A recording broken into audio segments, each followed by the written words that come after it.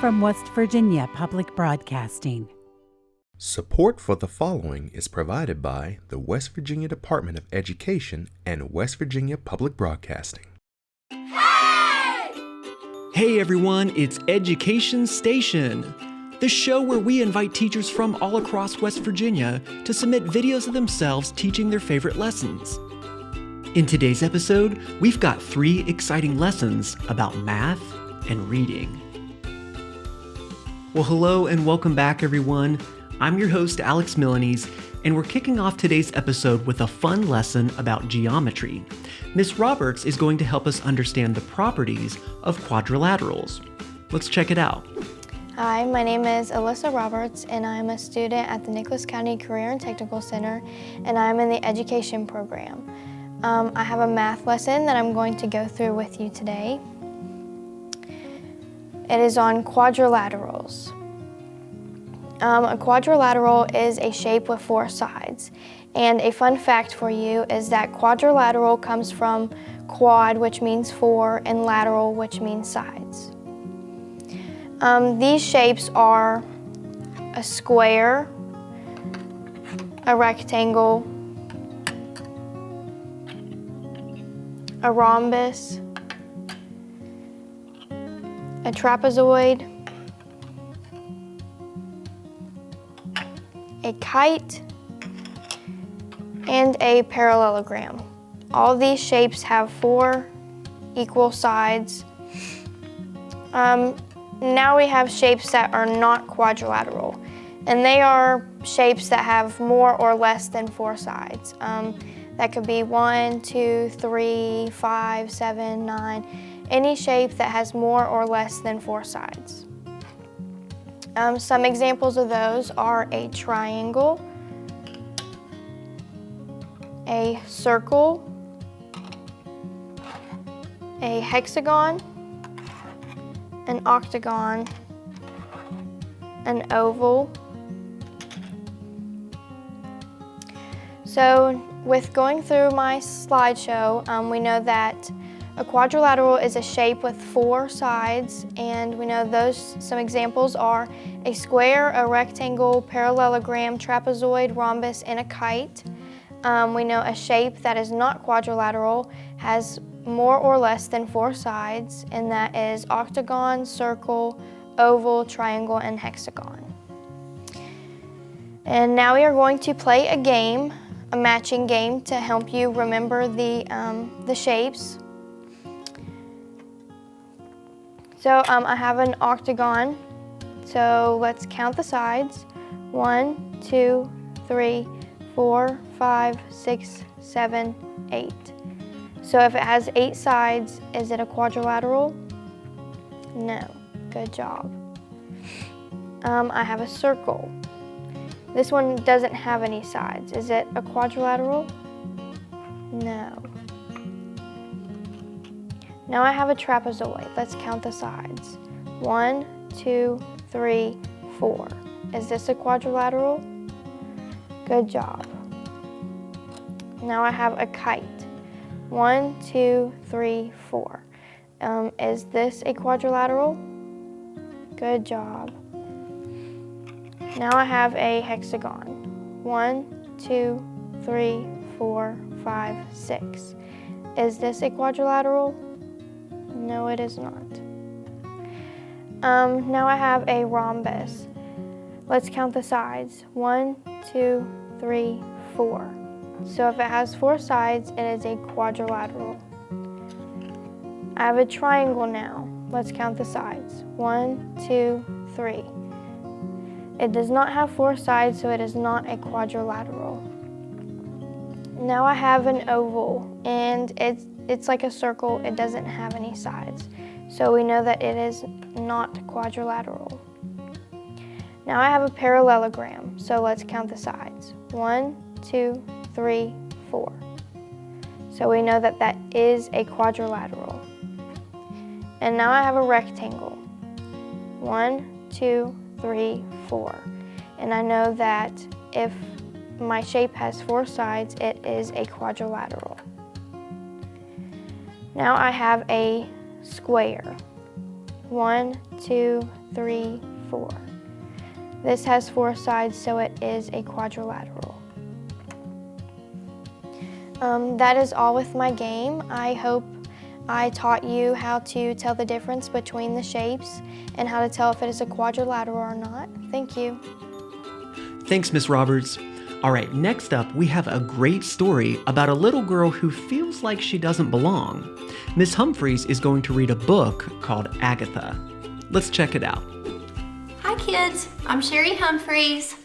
Today I'm going to be reading Agatha by Anna Pignataro. This is a story about Agatha.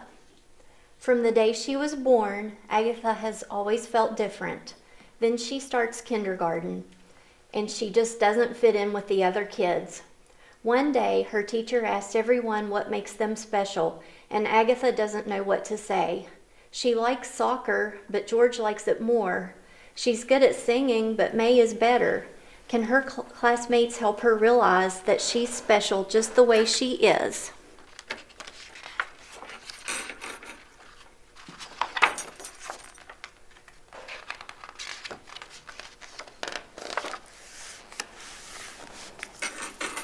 Once upon a time, not so long ago, Albert and Victoria waited for the arrival of a very special person.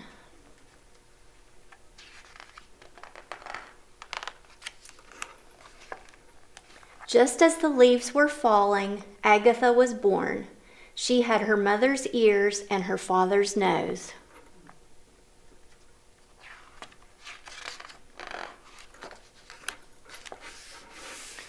When Agatha's family were all together, she didn't quite fit in.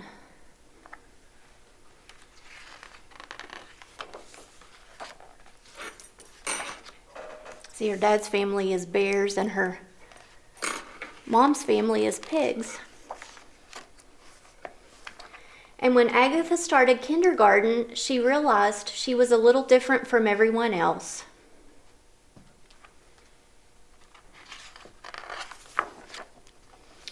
At first, it wasn't easy to make new friends. Agatha tried extra hard, even when George teased her. One day, Miss Tibble said that, like snowflakes and stars, everybody was special in their own way. "I think I am special because I can make delicious cakes," she said. "Who's next?" Agatha felt nervous. She liked soccer, but George liked it more. She was good at singing, but May was better. She could karate kick, but Yoko could kick higher.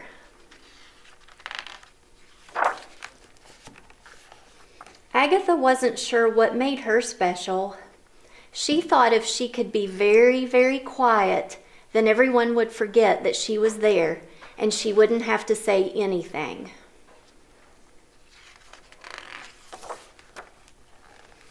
So when George was dribbling his soccer ball, Agatha shut her eyes and pretended she was somewhere else. While May was singing, Agatha crept away. When Yoko was doing karate kicks, Agatha hid.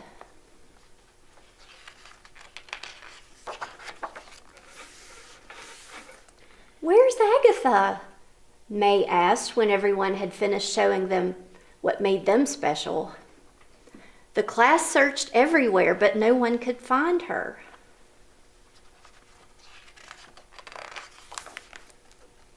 Yoko and George looked worried, and May started to cry.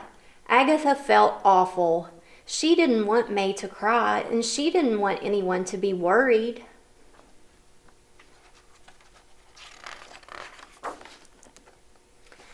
"I'm here," said Agatha. "There you are," said Miss Tibble. "Agatha, it's your turn. Now tell us, what makes you special?" Agatha shrugged.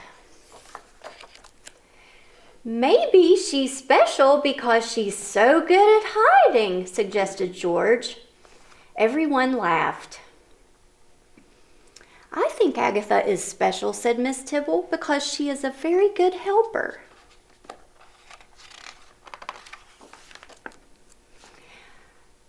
I think Agatha's special because she is the best at making funny faces, said Yoko.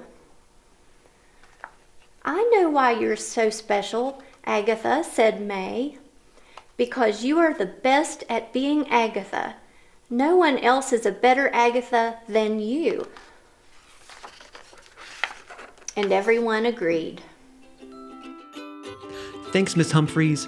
All right, now for our final segment today, we've got an international story brought to us by Miss Morse. She'll be reading a Chinese folktale called Qin Yu Min and the Ginger Cat. Let's check it out. Hello again. I'm Miss Jody of the Literacy Volunteers of Harrison County in West Virginia. I have a story to tell you. It's an old folktale from China, and it's about an old woman who finally discovers what's really important in life. And this is about Qin Yu Min and the Ginger Cat. Now in China, Qin is her last name, and they say it reverse what we do, but her name is Yu Min and her last name is Qin. Many years ago, in a village near Kunming, there was an official of the government called Secretary Qin. Now, this is Secretary Qin. This is a gentleman who was a very important official in this village. In the house by the lake, with the finest lacquer, which is a very shiny paint bowl, and lettered scrolls, and they hang big paper scrolls by their front door to say what's important in life. From the sheer paper, and many, many strings of cash. Now, they kept their money, there were round coins or sometimes square coins with a hole in the middle, and they put the string, and all those coins were hanging from, so they had strings of cash. Secretary Qin was a very wealthy man. Now, the wife of this man, Qin Yu Min, felt that this prosperity was only what she deserved. Now, here she is. So here is his wife. So we have the gentleman and his wife. She was proud and haughty, and she made her servants perform impossible and meaningless, worthless tasks just to collect smoke to put in a bottle. Now that, you know how hard that would be. In a cage, and then teaching the carp, the fish, to strut like roosters. She had her fish marching around, silly old lady, just for the fun of displaying her power. She laughed at beggars and turned them away from her door. Ah, she wasn't very kind, was she? And one day, Secretary Qin fell out of his small yellow boat, sank like a piece of carved jade. Oh my, what happened? Through the bottom of the lake. And that was the end of Secretary Qin. So we're going to take him, and he's going to go away because he's all gone. So now we have this lovely lady, and it was the end of his and his wife luxury because he was the one who made the money. Good Qin Yu Min, said her neighbors. Please allow us to help you in this time of loss. Ha! Said she, scoffed. I don't need help from any of you, so be off. Very rude lady. She slammed the door in their faces and stomped away. For many months, she scolded her servants and haggled suspiciously with the merchants. She was sure that everyone was out to cheat her, and she answered their pleasant words with bitter phrases. Coin on the string her strings of cash flowed away in the fish pond. Qin Yu Min knew she would soon be poor, but she would rather have eaten ashes than have anybody know how poor she was. Oh, she said. She screamed at her servants. You are all less than useless. Leave my home. Well, she couldn't pay them anymore. When they were gone, she lived alone, tended house with her own hands to save money. Esteemed Qin Yu Min, said her neighbors, allow us to help you. Who asked for your help? She replied. She slammed the door in their faces and stomped away. Poor lady. Qin Yu Min lived alone for several more months, becoming poorer and poorer. At last, she was so poor as a mouse in a monastery. Not one chicken scratched in her yard. Her rice jar stood empty and cracked. The fine lacquer bowls were dulled by hard use, and the lettered scrolls of sheer paper flapped like ragged ghosts from the walls. One morning, when Chin woke up, she knew there was not a thing in the house to eat. She knew there was no cash, and she couldn't even buy rice. "I will fish," she announced to her unhappy house and her tattered scrolls. With this decision firmly made, Chin took a string and a hairpin for a hook and went to the lake. She stood straight and aloof, arms out, eyes forward, line dangling and waiting, only for a little while, before scowling with impatience. "There are no fish in this lake," she complained. But before the surface of the water, many fish indeed scuttled back and forth, like monkeys at play in the treetop. Chin shook her fist at the fish and called them uncivil names. Then a melodious splash caught her eye. "Ah!" Chin whispered. At the next dock sat a fine ginger cat. Now, here's the ginger cat. Actually, there he is. Can you see him? There. There's this fine ginger cat.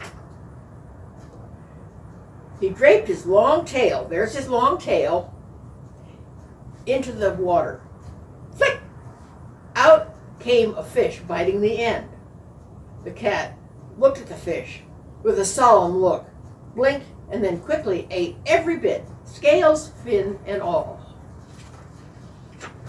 "Well, oh, peerless ginger cat," said Chin, "catch a fish for me." The ginger cat blinked his eyes. "Certainly, madam." Well, actually, he called her Auntie. "Certainly, Auntie." He draped his long, elegant tail into the water, and flick! Out came a fish on the end. Chin picked it up, sniffed deeply. "Steamed with ginger and soy sauce. This will be delicious." Chin hurried back to her house with the fish and put it on to cook. But as the aromatic steam curled up around her gray-haired head, well, this one doesn't have gray hair, she began to worry. "I have a fish today, but what will I have tomorrow?" She peeked out the window, and the ginger cat was still sitting on the dock, meditating on a pair of mandarin ducks who swam in graceful harmony through the reeds. Ah, she had an idea. "Oh, gracious ginger cat," the greedy woman said, joining him on the dock. "My house is large, my bed is soft. Why not come and live with me? You'll be safe from dogs, cool in the summer, and warm in the winter. All I ask is that you continue to catch fish." "I thank you, venerable Auntie," said the cat. "I accept your offer. You are truly generous." Chin smiled a thin smile and hurried back to her house. From that day, Chin prosperity returned. Surely her neighbors agreed she had found a charm to make fish jump from the lake into her basket, for every day she arrived at the market with a load of glistening fish. Her neighbors looked on as Chin hung new scrolls with the characters "wise decision" and "good management" on her door, and admired the new lacquered bowls she bought from the merchants.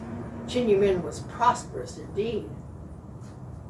Every day in the afternoon, the ginger cat sat on the dock, draped his long, elegant tail into the water, and flick! He pulled out fish after fish after fish, until they were piled up like mountains. Chin rubbed her hands together and counted her strings of cash. "Auntie," said the ginger cat one day, "what would you do if I went away?" "Ah!" grasped Chin, "don't leave me. How would I eat?" Chin wrung her hands. She could not bear another plunge into poverty. "I will stay, Auntie," replied the ginger cat. In the evenings and the warm months, Chin sat in front of her door, watching the lake. Watching the lake with the ginger cat sitting by her side. So he just sat with her. From time to time, the sound of his purring broke the stillness. Cats like that, they were warm. And Chin Yu Min was content as she watched the cranes fly overhead. In the evenings of the cool months, Chin Yu Min sat in front of her fire in the house, watching the coals with the ginger cat at her side. From time to time, the sound of his purring broke the stillness. Chin Yu Min was content as she watched the embers glow at her feet. "Auntie," said the ginger cat one day, "what would you do if I went away?" "Oh," gasped Chin Yu Min. She hastily stroked his back. "Don't do that to an old woman." Chin Yu Min wrung her hands. She could not bear another plunge into solitude. "I will stay, Auntie," replied the ginger cat. One day a beggar came to the door. "Please, virtuous lady," he said, "have you an old basket in which I may carry my few belongings?" "Pah," said Chin Yu Min, "filthy beggar. There, take that ragged thing. It's no use to me." So saying, she pointed to a torn and tattered basket that lay in the sun. "Blessings upon you," the beggar said. He hoisted the basket above his head and limped off into town. Chin Yu Min cast a thoughtful glance at the lake. It was time for the ginger cat to start fishing for the day. "Honorable ginger cat," she called out, "where are you?" The answer was wind blowing through the trees. "Delightful ginger cat," she called, "where are you?" The answer was waves lapping on the pebbled shore. The ginger cat was nowhere. "He's left me," she said. She stood stricken at the doorway, staring at her fine scrolls, wise decision, and good management, mocking her as they rustled in the breeze. "No more fish," she despaired. The scrolls rustled again. "No more prosperity," the scrolls shivered. "No more sitting by the fire," the scrolls flapped forlornly. "No more purring," the scrolls fell off their hooks. "No more fine ginger cat to sit beside me." Chin Yu Min tore at her hair. Wise decision and good management lay in shreds at her feet. In sadness, she took up a brush and wrote the characters for "Bottomless Sorrow" by the door. "Have you seen my ginger cat?" she asked the neighbors. "Help me find my ginger cat." Her neighbors frowned. "When we offered you our help, you scorned us." "I beseech you, I beg you," she said. "Most humbly I ask, have you seen my ginger cat?" "We have not," her neighbors said, taking pity on her bottomless sorrow. "But we have seen a beggar with an old basket pass this way. Perhaps he knows something."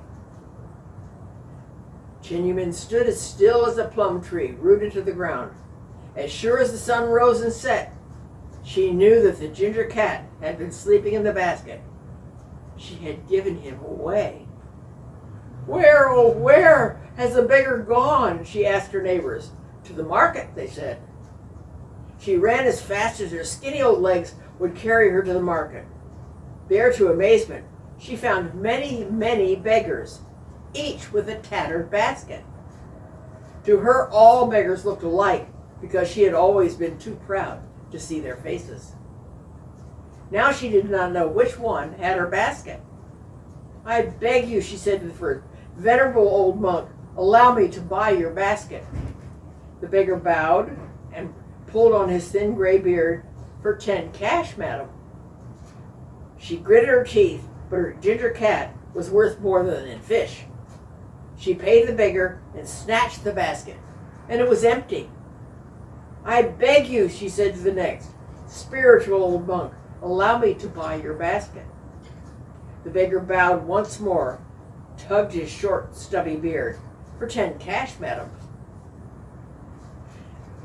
Chin Yu Min gripped her teeth, and the ginger cat was worth more than in fish. She paid the beggar and snatched the basket. It was empty also. I beg you, she said to the third, self-denying old monk, allow me to buy your basket. Before each beggar, she humbled herself and paid for their baskets. Her strings of cash were vanishing like water into the sand. No longer she searched for her cat, the more desolate and sad she became. For 10 cash, said another beggar. Min pulled at her hair, but all the fish in the Middle Kingdom were not equal to her ginger cat. He was worth far, far more in companionship and warmth. See, she finally knew what was important. 10 cash, said the next. 10 cash, said another. At last she had not one single coin left, and Min was as poor as the beggars, even poorer, for each of them had 10 cash, and she had none. But more bitter than the loss of her cash was the loss of her cat. Let him not catch another fish, she cried to heaven, but still let him be my friend, come back to live with me. In tears, Min turned away from the market and trod wearily back to the lake. But before she reached her home, she saw another beggar ahead on the road. This beggar, too, had an old basket.